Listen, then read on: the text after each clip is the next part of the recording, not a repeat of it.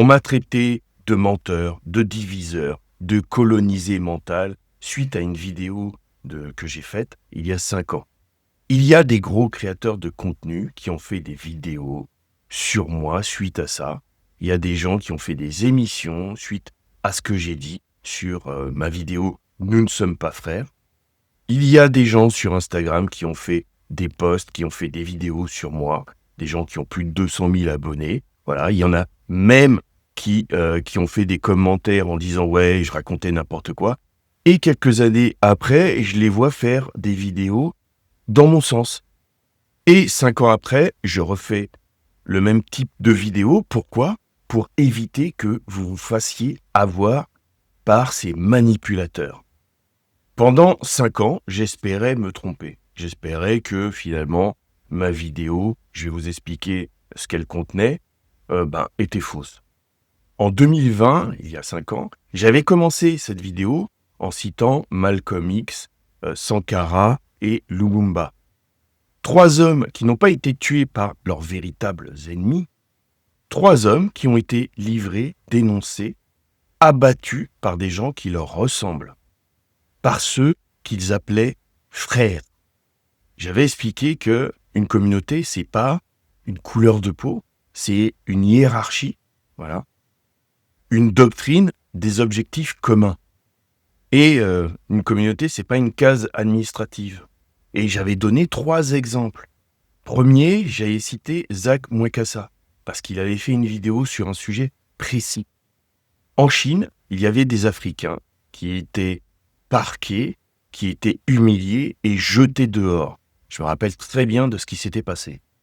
Pendant que les Chinois, en Afrique, qui avaient commis les mêmes types d'infractions, étaient raccompagnés poliment chez eux.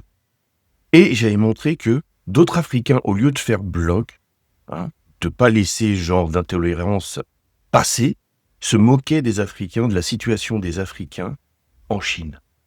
Et eux, ça leur posait pas de problème. Deuxième exemple, j'avais pris Philippe Simo, Investir au pays, où il y avait une polémique par rapport au kémitisme. Et la polémique, c'était les religions abrahamiques face au kémitisme. Et donc, Philippe Simo était largement critiqué à ce moment-là parce qu'il fréquentait une église. Et donc, il y avait les kémites contre ceux des religions abrahamiques. J'avais pris Greg Toussaint, nationaliste, il défendait la France face à Assa Traoré, Daniel Obono. Même couleur de peau, mais idéologie complètement différente. J'avais parlé aussi à 18 ans, j'avais monté une association avec des Congolais, des Haïtiens, des Camerounais.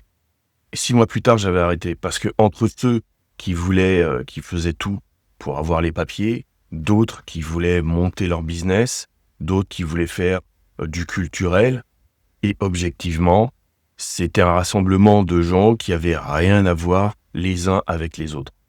Même sur la question du franc CFA, j'avais fait une vidéo là-dessus, il y a plusieurs années, et finalement, il y a des Africains du continent qui ont fait des vidéos en disant que c'était un outil d'industrialisation.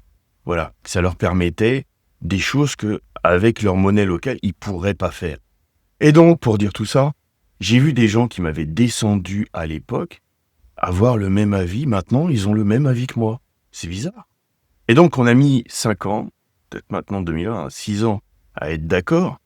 Et je vais en remettre une couche, parce que je peux le faire. Et le fait de comprendre qu'on n'était pas tous frères, je l'ai compris à 18 ans, après avoir été confronté au réel. Donc, premièrement, on va regarder ce qui se passe sur votre propre, sur votre ligne d'actualité. Regardez bien. Il y a tous ceux qui sont OK avec la ligne décoloniale, LFI, Assa Traoré, Daniel Obono. Le racisme est structurel, la police tue, etc. Et de l'autre côté, il y a quelque chose qui n'existait pratiquement pas. Voilà, c'était quasiment inexistant. En 2020, Greg Toussaint, c'était plus une curiosité, c'est vraiment une voix décalée. C'était un noir qui pensait pas comme les autres. Aujourd'hui, c'est courant. Vous avez Tanguy David. Vous avez le tribunal Black Queen, il me semble que c'est ça. Vous avez Génération Sankara. Vous avez sur X Black Bond. Ce sont des comptes qui font des milliers de vues, des milliers et des milliers de vues, et on s'attendrait à ce que ce soit plus des blancs d'extrême droite qui les suivent. Et lorsque vous fouillez, ben non, il y a plein de noirs qui sont d'accord avec eux. Et donc, c'est deux camps opposés. C'est noirs de gauche, d'extrême gauche, et noirs de droite ou d'extrême droite. Après, faut pas être naïf. Tanguy David, en 2021, qui soutenait Zemmour, on lui demande s'il y a du racisme dans son camp, il dit que non. Quelques mois plus tard, on a des captures d'écran, où les militants de son camp, eux, ce qu'ils veulent, c'est une France blanche. Et donc là, il a compris que la couleur de peau, la carte de son parti, ne le protégerait pas. Après, on pourra dire la même chose du côté de l'extrême gauche ou de LFI. Il y a un sacré mélange de gens qui n'ont pas les mêmes intérêts.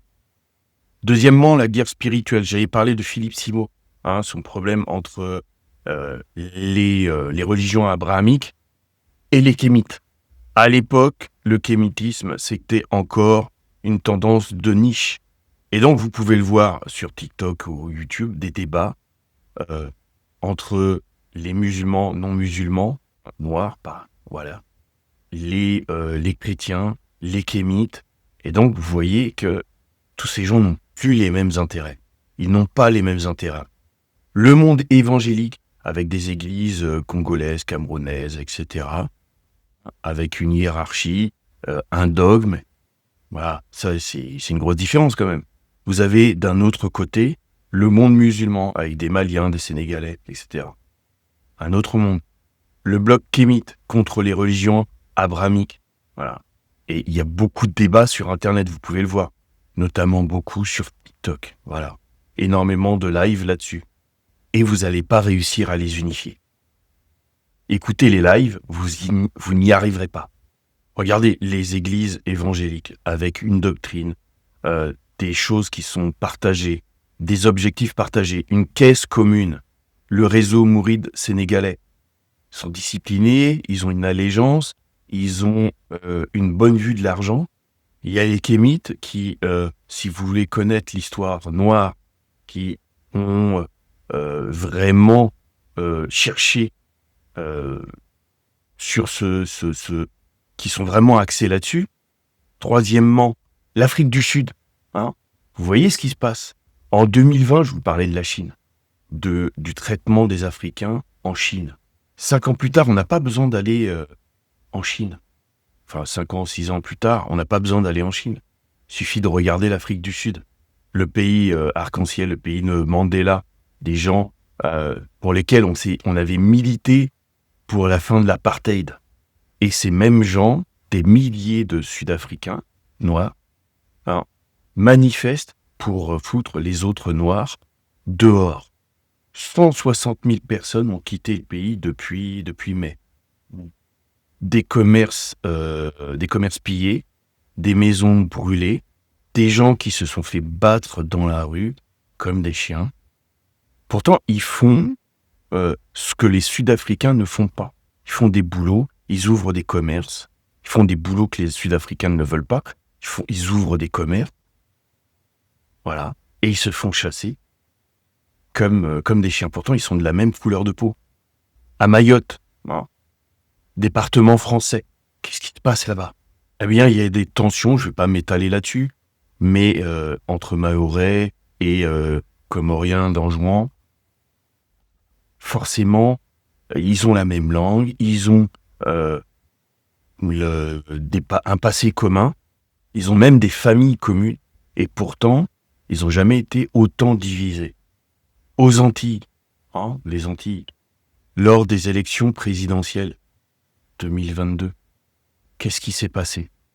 Eh bien, plutôt que voter Macron, majoritairement, les Antillais, alors qu'en France, on vous dit oui, la barrière contre le mal, etc., majoritairement, ils ont voté RN. Au premier tour, ils avaient voté Mélenchon. Il n'est pas passé. Au deuxième tour, ils préféraient voir Marine Le Pen plutôt que Macron. Pourtant, en France, on dit souvent, enfin les Antillais de plateau, disent souvent, ouais, il faut faire barrière à l'extrême, etc. Et donc, pour terminer, il y a beaucoup de gens qui confondent ressemblance et communauté. Et il y a un certain nombre de gens, je vous donne un exemple, je faisais beaucoup de vidéos, j'avais commencé sur Dailymotion, YouTube, par des vidéos de stratégie. Après, j'ai fait des vidéos, comme je lis depuis l'âge de 14 ans, et j'avais suivi des cours sur l'histoire des afros dans l'ensemble. Eh bien, j'ai fait des vidéos là-dessus. Voilà. Par la suite, j'ai vu que d'autres créateurs s'étaient lancés là-dessus. Donc, je suis revenu à la stratégie en me disant, bon, bah, c'est bien, il y a des jeunes et moins jeunes qui font des cours d'histoire pour que les Noirs connaissent leur histoire. Sauf que, là maintenant, vous pouvez le voir, ces gens se servent de l'histoire pour manipuler, pour une orientation politique. Voilà, une orientation politique. Leurs vidéos sont orientées. Même au niveau de la spiritualité, elles sont orientées. C'est pour ça qu'il est préférable de lire des livres de différents horizons pour avoir votre propre avis. Ça évite la manipulation. De la même manière que au niveau politique, on n'est pas du même camp, ne confondez pas. Je me demande, on voit beaucoup de Noirs qui veulent de l'entrepreneuriat noir, etc. Comment vous pouvez être avec des communistes? Voilà. C'est bizarre. En général, les Noirs sont conservateurs sur beaucoup de choses. Regardez sur le continent ou ailleurs. Et comment vous pouvez être dans un camp où, en fait, ils n'ont pas du tout des idées conservatrices. En fait, il y a beaucoup de gens qui veulent que les Noirs soient unis pour qu'il y ait un vote qui puisse manipuler, influencer pour leurs propres objectifs, que ce soit économique, spirituel ou politique. Donc maintenant, je vais vous lire en commentaire. On va se retrouver en commentaire. Peut-être que je ferai d'autres vidéos en son sens parce que j'ai eu le tort de pas continuer il y a 5-6 ans. J'ai eu le tort d'arrêter les vidéos d'histoire sur l'Afrique et la communauté noire. Voilà. Parce que moi, ce qui m'intéresse, c'est la stratégie, c'est l'art de la guerre. Voilà. Parce que la pleurniche, c'est pas trop mon truc. Je vous dis souvent, serrez les rangs, mais serrez les rangs avec les gens qui ont la même doctrine que vous. Voilà. Sinon, vous vous ferez avoir. Ok? Donc, serrez les rangs et restez unis. Et dites-moi si vous voulez plus de vidéos de ce genre. Voilà. Qu'on puisse avancer réellement. Voilà. Allez.